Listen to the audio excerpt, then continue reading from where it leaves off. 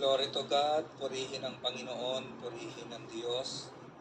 Isa pong pinagpalang buhay mga kapatid sa Panginoon, Monday Group. At kayo pong lahat nakasama namin sa Virtual Fellowship sa oras na ito.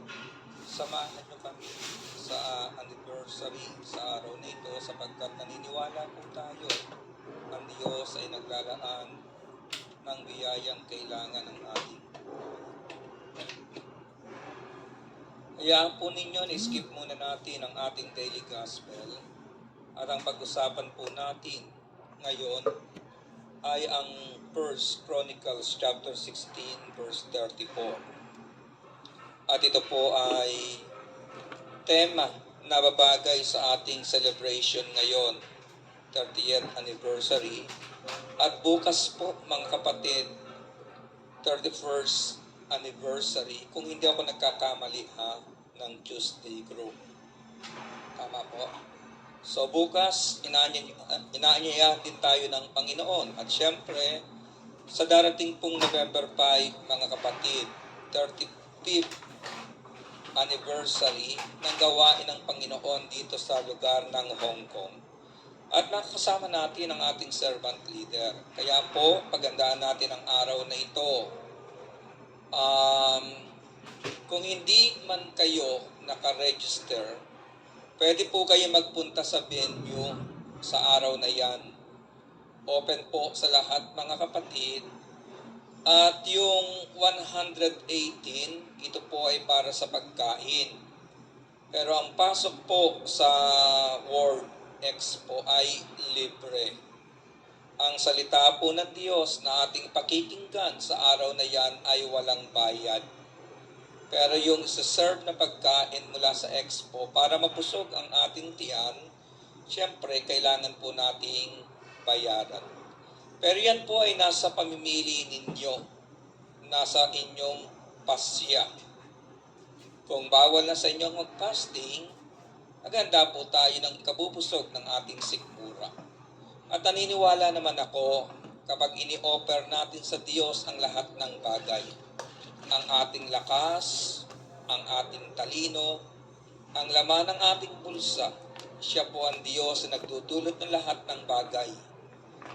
For almost 34 years ko ng pangangaral ng salita ng Diyos, pinatunayan po sa akin ng Panginoon. Wala tayong ihahandog sa Kanya na hindi niya kayang ibalik ng mas higit. Sabi nga sa gospel, ikasanda ang ibayo ng pangailangan ng ating buhay.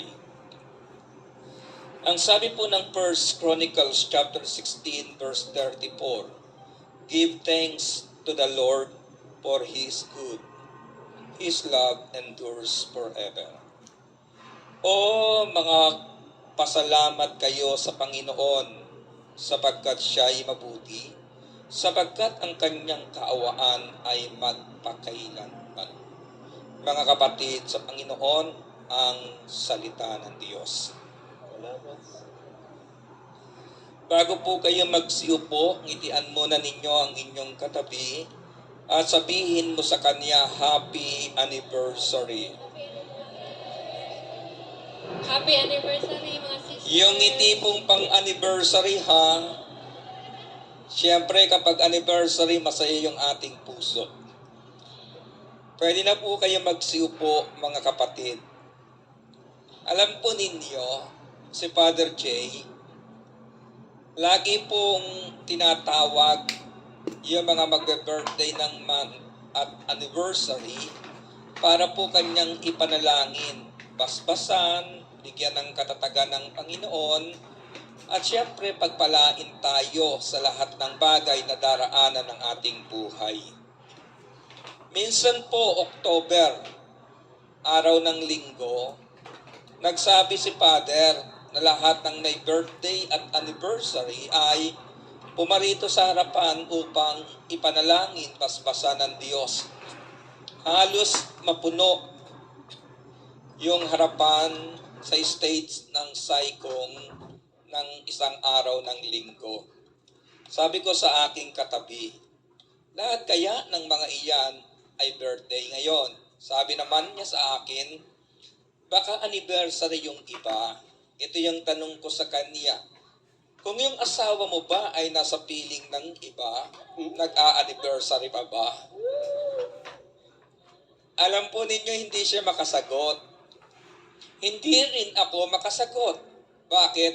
Hindi ko pa nararanasan eh. Subalit kung maranasan ko, siguro alam ko isasagot. Pero ang gusto kong sabihin mga kapatid, kahit ang ating mga mahal sa buhay ay nasa piling ng iba, pag anniversary ng gawain ng Panginoon, lagi po nating kapiling ang Diyos sa ating buhay. Kanina sabi ni Father, marami tayong nakasama sa Monday group na nasa Pilipinas na. Nasa ibang bansa na mga kapatid, pero kahit nasaan sila ngayon, bahagi po sila ng anniversary ito. At alam natin, ang blessing na kayang ibigay ng Panginoon sa oras na ito, blessing na kaya din nilang maranasan. Bakit? Kung ang tao pwede tayong iwanan at talikuran, mayroon pong Diyos na nangako sa atin. At kaya niyang tuparin ang pangakong ito na ang sabi ng Panginoon, hindi kita iiwan, hindi kita pababayaan. Tunay po na bago tayo abuti ng 30th anniversary, maraming pagsubok na pinagdaraanan ang mga worker sa gawain ng Panginoon. Kahit kayong mga regular attender, marami po kayong pinagdaanan na pagsubok, marami kayong pinagdaanan na intriga, marami po tayong pinagdaanan na problema. Pero ang araw na ito, Monday Group, ay isang patunay ng Diyos na ating pinaglilingkuran ay Diyos na nagbibigay ng tagumpay at nagbibigay ng saya ng puso. Bakit? Kahit marami tayong intriga, pagsubok, problemang pinagdaanan, kapag ang anniversary, lagi po natin bati ay happy anniversary. Wala pa akong napuntahang gawain na ang nakasulat doon, lonely anniversary. Laging happy sa kabila ng mga pagsubok at intindihin sa buhay. At dahil happy tayo ngayong anniversary ito, ibalik natin ang pasasalamat sa Diyos. Sa aking binasa sa 1 Chronicles chapter 16 verse 34, give thanks to the Lord for His good, for His love endures forever. Yung salitang give thanks to the Lord. Magpasalamat tayo sa Panginoon. Sabi ng Psalm 100 verse 4, enter His gates with thanksgiving and His courts with praise. Give thanks to Him and praise His name. Pumasok sa kanyang templo na ang puso'y nagdiriwan. Umaawit, nagpupuri sa loob ng dakong wanal, purihin ang ngalan niya at siya'y pasalamatan. Maging mapagpasalamat ang ating puso. Ang araw na ito ay isang pasasalamat natin sa Diyos dahil kinatagpo ng Panginoon ang ating buhay at sa pamamagitan po ng gawaing ito, inayos ng Panginoon ang bukas na daraanan ng ating buhay. Magbigay ako sa inyo ng ilang dahilan kung bakit dapat tayo magpasalamat sa Diyos. Una, mga kapatid, kapag mapagpasalamat ka, namamatay ang inggit. Amen. Kapag ang iyong puso ay mapagpasalamat sa Diyos, hindi mo ikinukumpara ang iyong sarili sa iba. At dahil hindi mo ikinukumpara ang iyong sarili sa iba, mamamatay sa iyong puso ang inggit sapagkat alam mo, itinangi ka ng Diyos at mayroon kang katangi ang ibinigay sa iyo ng Panginoon na para lamang sa iyo. Ikalawa, mga kapatid, ang taong mapagpasalamat, natututo kang maging kontento. Ang pagiging mapagpasalamat, tinuturuan ka na maging kontento sa mga bagay na mayroon ka. Halimbawa sa hapagkainan, ang ulam mo ay talbos ng kamote at tuyo. Kapag sinabi mo bago ka kumain, Lord, salamat. i-enjoy mong pagkain iyan. Mararanasan mo ang saya habang kinakain mo iyan, nakukontento ang iyong puso. Bakit? Natuto kang magpasalamat sa mga bagay na nariyan sa iyong harapan. Pero kung hindi ka mapagpasalamat, mareklamo ka. Kahit kare-kare ang nasa pagkainan mo at masarap ang pagkakaluto, hindi lang nadala yung bagoong, naiinis ka na. Anong sasabihin na ba? Ano bang klaseng kare-kare ito? Walang bagoo.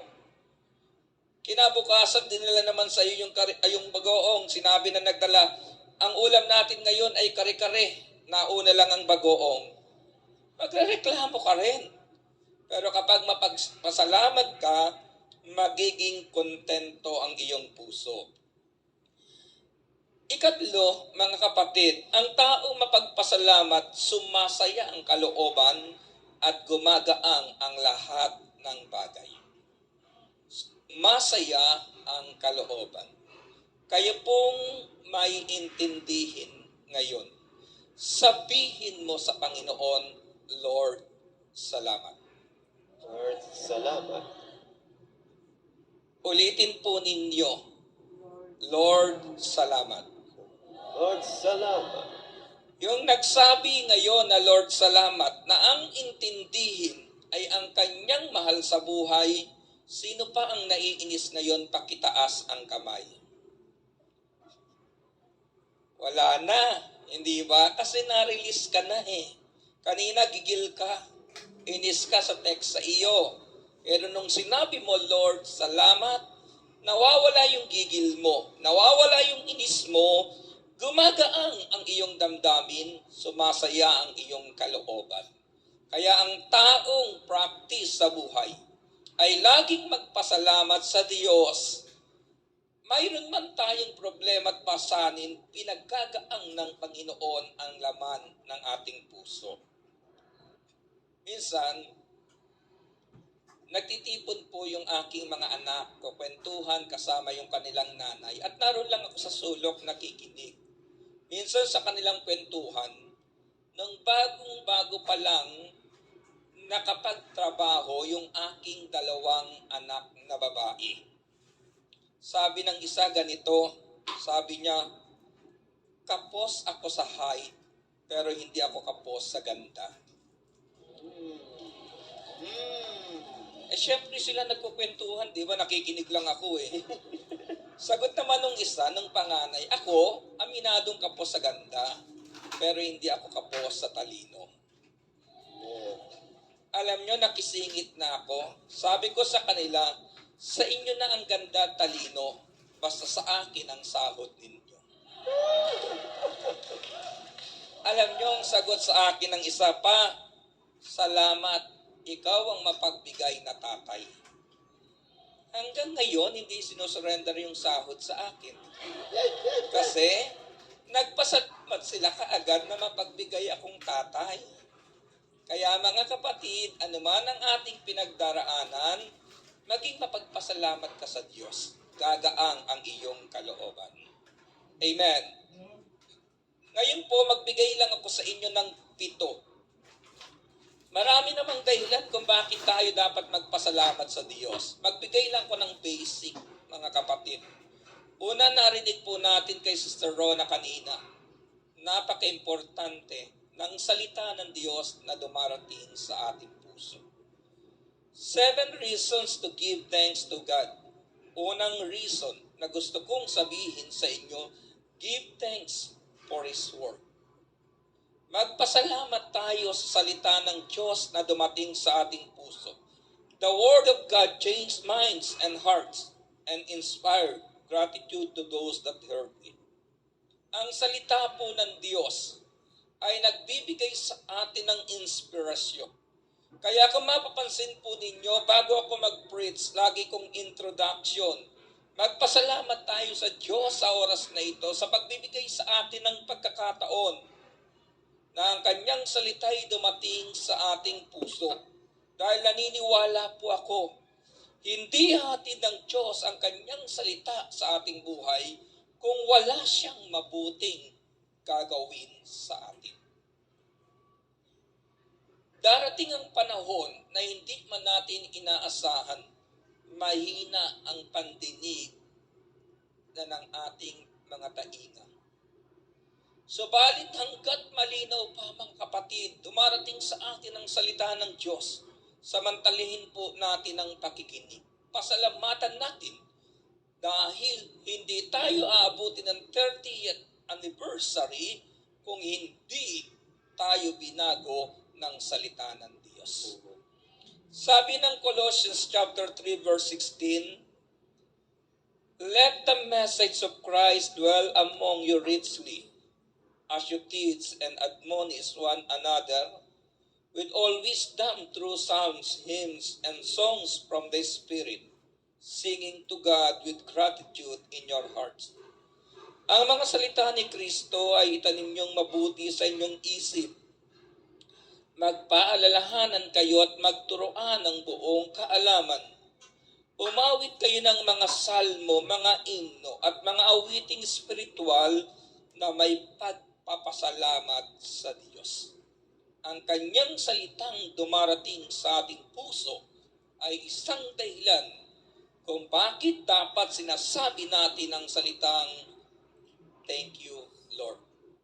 Ikalawang bagay mga kapatid, give thanks for His mighty deeds, for His creation. Give thanks for His mighty deeds, kanyang pagkalikha sa atin. Psalms 136 verse 2 to 4, "Pinakadakilang Diyos ng mga Diyos ay pasalamatan. Ang pag-ibig niya ay mananatili at magpawalang hanggan. Makapangyarihang higit kanino man itong Panginoon.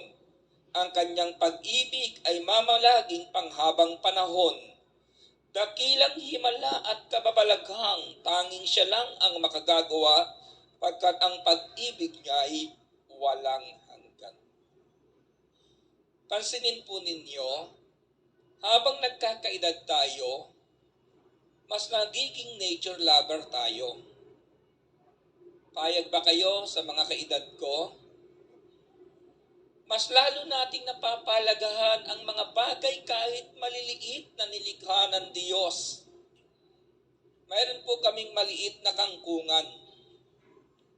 Doon kami kumukuha ng pangsigang, pang-adobo, at kapag darating ang panahon ng Abril, yung aming maliit na kangkungan na yun, pangkain lang po yun pangpamilya lang, tanim ng misis ko, mayroon pong mga dumarating doon na mga uod, yung higat, yung maliliit, na kapag nadikit ka, makatiyan.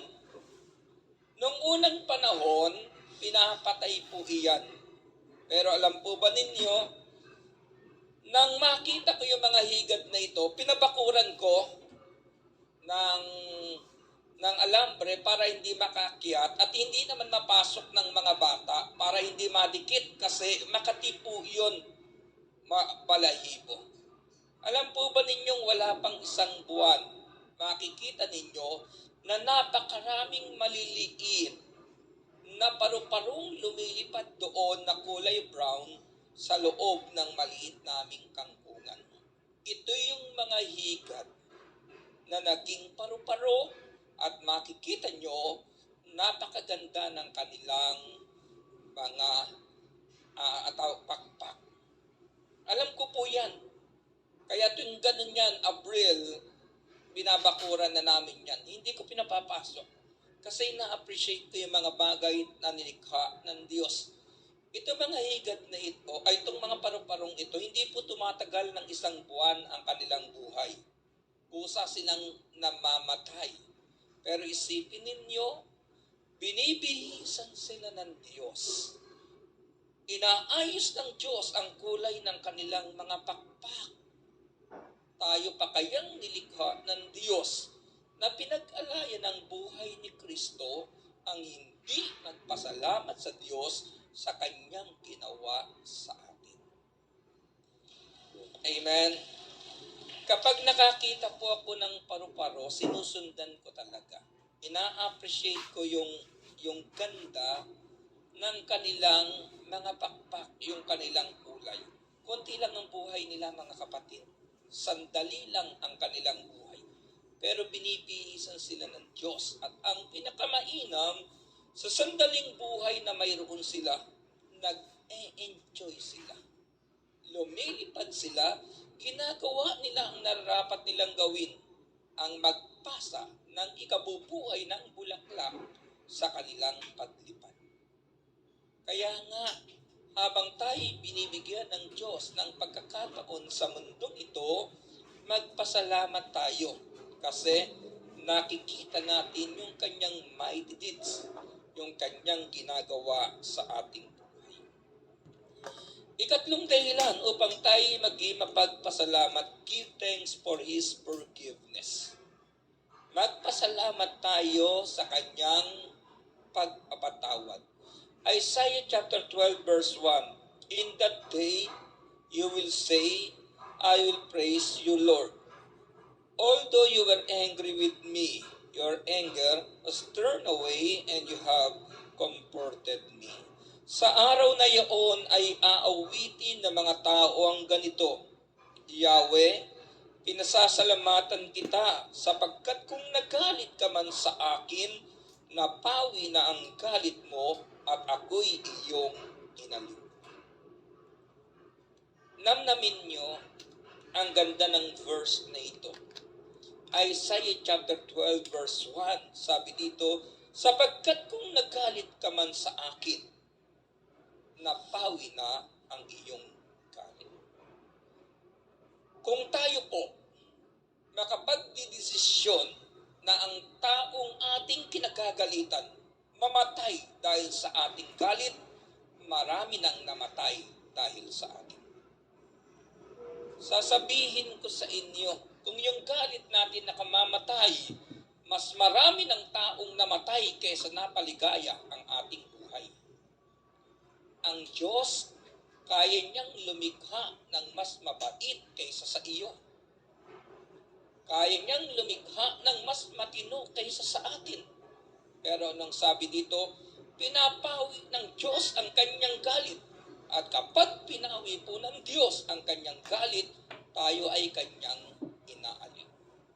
At ano ang kahulugan ng salitang pagpawi ng galit? Pinatawad tayo ng Diyos sa ating kasalanan. Dahil kung hindi po tayo pinatawad ng Diyos, walang happy 30th anniversary sa oras na ito. Mabigat ang buhay ng isang taong nasa dako ng kasalanan. Pero magpasalamat tayo dahil nang pinatawad tayo ng Panginoon, inaliw tayo ng Panginoon at inayos ng Diyos ang kalagayan ng ating buhay. Ika-apat mga kapatid, pagkatapos po ng salitang give thanks for His forgiveness, ang ika-apat ay ganito, give thanks for His unfailing love. Magpasalamat tayo sa pag-ibig ng Diyos na hindi po bumibigo sa ating buhay. Pag-ibig ng Diyos na hindi nagbabago. Basahin ko po sa inyo ang Psalms chapter 36 verse 5 to 9. Ang wagas na pag-ibig mo, O Yahweh, ay walang hanggan at ang iyong pagtatapat ay abot sa kalangitan. Matuwid at matatag ka na tulad ng kabundukan. Ang matuwid na hatol mo ay singlalim ng karagatan. Ang lahat ng mga tao at mga hayop na nilalang, sa tuwin ay kinukupkop na mapagpala mong kamay. O Diyos, yung pag-ibig mo'y mahalaga at matatag. Ang kalingay na darama sa lilim ng iyong pakpak. Sa pagkain ay sakana sa sarili mong tahanan. Doon sila umiinom sa batis ng kabutihan. Sa iyo rin nagmumulaya ang lahat ng may buhay. Ang liwanag na taglay mo ay sa amin umaakay. Ang wagas na pag-ibig mo, Yahweh, ay walang hanggan. Paano tayo inibig ng Diyos? Ang isang patunay na binabanggit po sa aklat ng Romans chapter 8 verse 35. Sino makapaghiwalay sa atin sa pagmamahal ni Kristo? Ang paghihirap ba? Ang kapigtian? Ang pag-uusig? Ang gutom? Ang kaubaran? Ang panganib o ang tabak? Inibig tayo ng Diyos ng panahon na hindi tayo kaibig-ibig at ibinigay sa atin ang kanyang bugtong na anak upang ang salitang I love you ay magkaroon ng katawan at maramdaman ng ating physical na katawan. Kaya ang ikaapat na bagay na nais ko pong ipaalala sa inyo, give thanks for His unfailing love. Minsan nagmamaktol tayo. Bakit? Mayroon kang inibig na iniwan ka. Mayroon kang minahal na tinalikuran ka. Pero naranasan mo ba sa iyong buhay na nagtaksil sa Diyos at nagmaktol sa iyo ang Diyos? Hindi. Kahit nagtaksil tayo ng ilang beses, hinihintay pa rin ng Diyos ang ating pagbabalik. At nang tayo magbalik katulad ng alibughang anak, niyakap tayo ng Diyos, hinagkan, at ibinalik ang lahat ng bagay na nawala sa atin. Kaya Monday Group, mga anak ng Diyos, magpasalamat tayo sa Diyos sa kanyang pag-ibig na walang hanggan. At ang ikalima, mga kapatid, ituloy po natin ang Romans chapter 8 verse 35. Ito yung dulot. Give thanks for victory. Sabi ng Romans 8:37, hindi. Ang lahat ng ito'y kayang-kaya nating pagtagumpayan sa pamamagitan niya na nagmamahal sa atin. Give thanks for victory. Ilang beses na kayong natalo. Pero sa inyong pagkatalo, nakita nyo ang tagumpay ng buhay. Amen. Ilang beses na tayong nabigo, pero sa kabiguan ito, nakita natin ang tagumpay na inihanda ng Diyos sa ating buhay. Diba? May mga tao nung unang panahon, iniiyakan mo. Pero ngayon, niningitian mo ang sarili mo nang malayo siya sa piling mo. Naintindihan ba ninyo Tagalog ko, mga kapatid? Diba nung unang panahon, pakiramdam mo siya na mundo mo? Nung unang panahon, pakiramdam mo, di ka makauusap kung wala siya sa iyo. Pero ngayon, kapag binabalikan mo ang nakalipas na panahon, nangingiti ka na lang at sasabihin mo sa iyong sarili, salamat Lord, inilayo mo siya sa akin. Bakit? May Diyos na naglalaan ng tagumpay sa iyong buhay. Amen. Kaya wag po kayong matakot matalo. Huwag kayong matakot matalo. Bakit? May Diyos na sa gitna ng inyong pagkatalo, makikita nyo ang tagumpay na kanyang inilaan sa inyong buhay. Yung aking sinasabi sa inyo mga kapatid, parte ng karanasan ko sa buhay. Mayroon pong isang babae na talagang iniyakan ko nung unang panahon. Taga Batangas siya, Santo Tomas. Itago natin siya sa pangalang Susan Castillo. Buong-buo, mga kapatid, no? Ay, sa totoo lang, isinasama ko siya sa aking dalangin noon. Ibigay mo siya sa akin lahat ng bagay na ikaliligaya niya, ibibigay ko sa kanya. Pero inilayo siya, nawala siya. Ngayon, binigyan ako ng isang babaeng makakasama sa buhay na kahit saan man ako pumaroon, supportive sa aking paglilingkod. Hindi ko kailangan bantayan, hindi katulad ni Susan kung kami ang nagkatuluyan. Pero alam niyo mga kapatid, kaibigan ko siya ngayon. Kung nung unang panahon siya ang hinahanap ko, ngayon siya ang naghahanap ng Facebook account ko. Pero kaibigan ko talaga. Kasi kapag nagpupunta po ako ng Batangas, dumaraan ako sa Santo Tomas, nakikiinom ng buko. Alam din naman ang may bahay ko eh. Kasi nadaan din kami doon minsan. Di ba ang gandang kwento mga kapatid? Pero noon, pakiramdam ko maloloko na ako eh. Kung nakaranas po kayo ng mabigat, nakaranasan sa buhay at nagmahal ng gusto, naranasan ko rin yan. Nakasurvive ako, kaya makakasurvive din kayo. Amen. Bakit? Dahil may Diyos na nagbibigay ng tagumpay. Ika-6 mga kapatid, give thanks for His provision.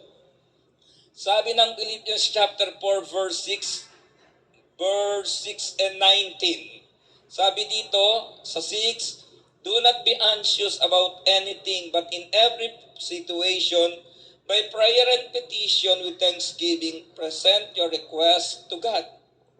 And then sa 19, and my God will meet all your needs according to the riches of His glory in Christ Jesus. Ang ika-6, ramdam naman natin, magpasalamat tayo sa provision ng Panginoon sa ating buhay. Amen. Sa tubig na ibinibigay ng Monday Group, salamat mga kapatid, kasi patunay na nais niyong alagaan ang lalamunan ng preacher. Siyempre, ganun din naman sa ibang araw eh. Nakakatuwa lang dito mga kapatid. Dito, kapag nalaman nila kung ano ang gusto mo, yun lagi ang ihaharap sa iyo. Nang minsan, alam nila na ang gusto ko talagang ulam ay stimpis. Mula Lunes, Martes, Miyerkules, hindi ko alam kung nag-uusap sila at nagtatanong, ano pinaulam niyo doon sa preacher? Anong gusto niya? Stimpis. Kaya pagdating ng linggo, mga kapatid, gusto ko nang sumuko. Pero at least, sumusuko ka sa biyaya ng Diyos, hindi sa problema. Di ba?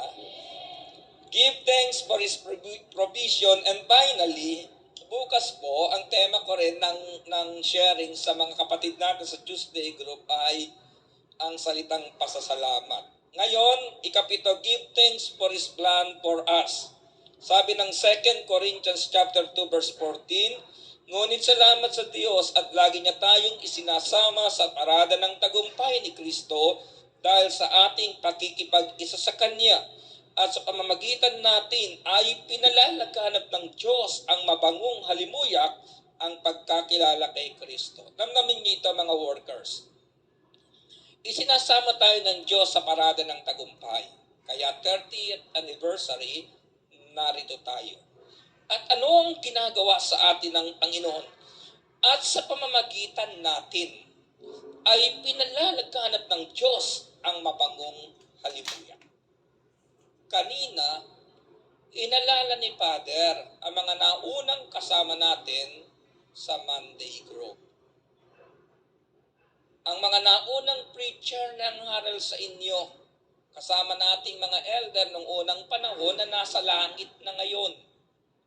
At magpapatuloy pa rin ang anniversary ng Monday Group hanggat nagpapagamit tayo na mabangong halimuyak sa ating kapwa.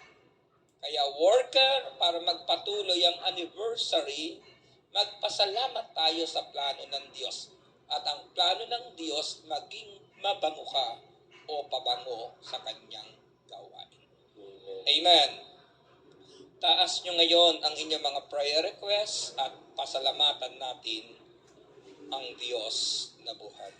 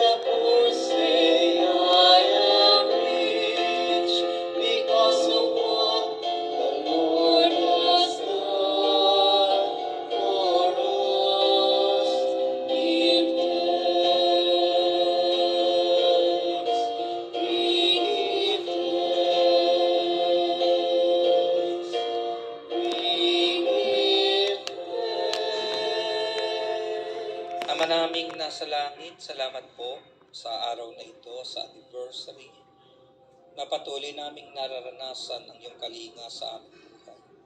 Ang katugunan ng aming mga prayer requests, ang pag-iingat sa mga taong malapit sa aming puso, at pagbigay sa amin ng kalakasan, kalusugan, mainam na kondisyon ng katawan, masayang kalooban upang maisabuhay namin ang iyong salita.